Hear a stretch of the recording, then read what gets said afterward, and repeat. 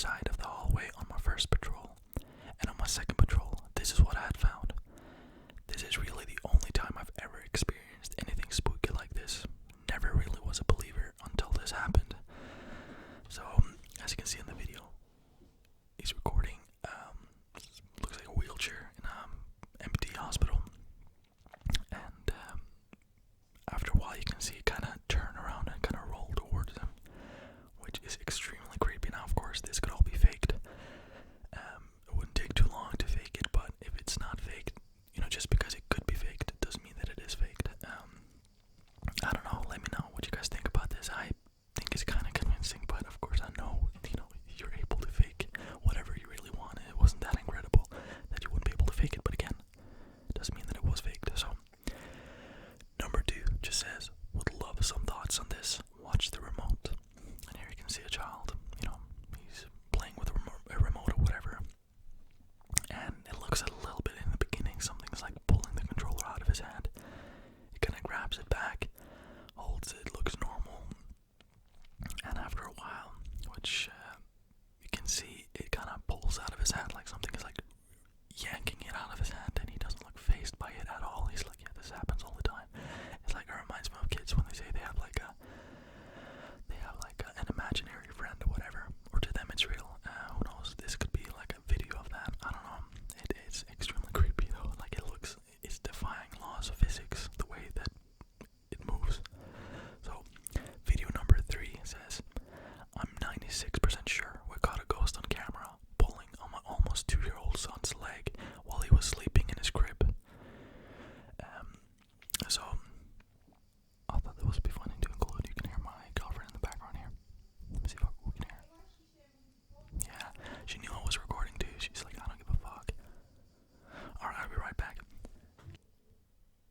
Yes, as you can see here, it looks like something is, like an apparition almost. You can kind of see through it, kind of touching his leg.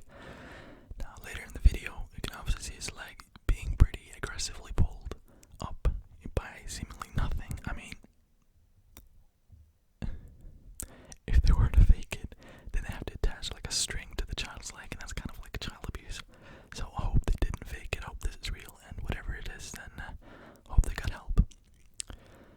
So now I'll finish the video by reading some scary ghost stories from Reddit, which is what I usually do on these videos. So this one is called Southern Childhood Ghost Story. For a good bit of my childhood, we live in Charleston, SC. Our neighborhood and house were not too old. The house was built in the mid-90s. However, the neighborhood was built on the grounds of an old slave plantation.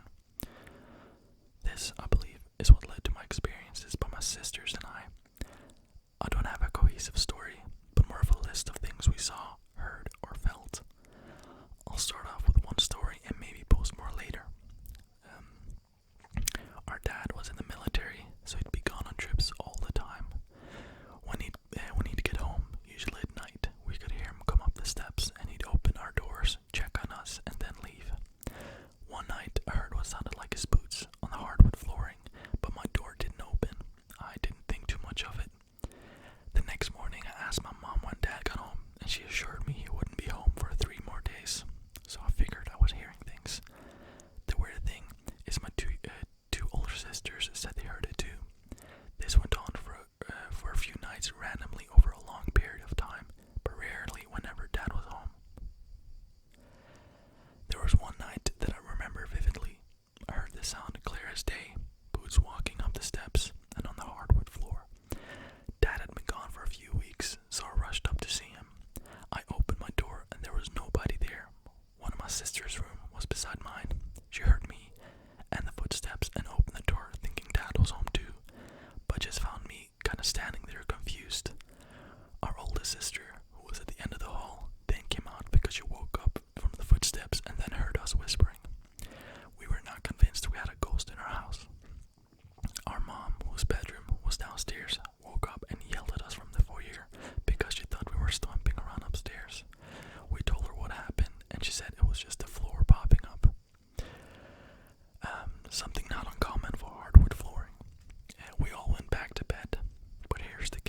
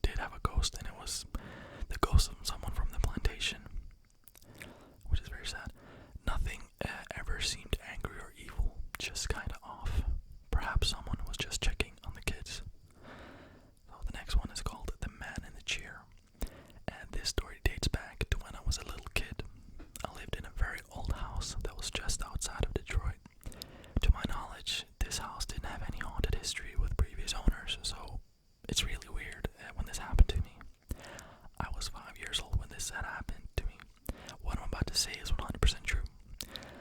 I have my doubts if this was a dream or a nightmare, but this felt so real that it couldn't have been one of those. So it was around 3:30 in the morning. I was out like a light when suddenly I heard the voice of my dad in a very calm tone. He told me, "Hey buddy, it's time to wake up for school." Me being the kid I was, I thought it was actually my dad saying that. So I got out of bed, got changed, and started to head towards the hall next to my bedroom. Now let me remind you of something. In my old bedroom, there are no windows for some odd reason, so I couldn't really tell if it was night or day. As I walk out into the hallway, it's pitch black, and the only light I can see is the light coming from the full moon outside shining into the hallway.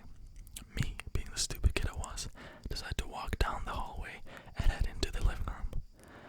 Now, just to give you a visual of the living room, when you walk down the hallway from our room, the first thing you see is a big window right in front of you on the opposite side of the room. Then to the right of the window, there's a lazy boy rocking chair in the corner. Then there's a couch right next to the chair. When I walk down to the hallway to the living room, the room is fully lit up by the moon outside, and with this light I can see that my dad is sitting in the chair. I try to call out to him, "Hey Dad, why did you wake me up? It's still nighttime." No response. I tried calling out again, "Dad, answer me." Still no response. I was getting really mad at this point, so I started heading back to my room. As I turn around to start heading back, I hear one of the most terrifying things I will ever hear in my life. It sounded like a beast was trying to yell at me to stop. As I hear this, I stop, shaking in fear. As I turn around to see what my dad wanted. As I turn, I see this tall black figure just hovering over me.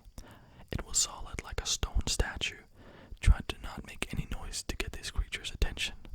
Then in my right ear, I hear a calming voice saying, "Run." I bolted towards my room, locking the door right behind me and hiding underneath the bed sheets until it was morning. I told my parents about what had happened that night, and they didn't believe me. They just told me that it was a bad dream and that I should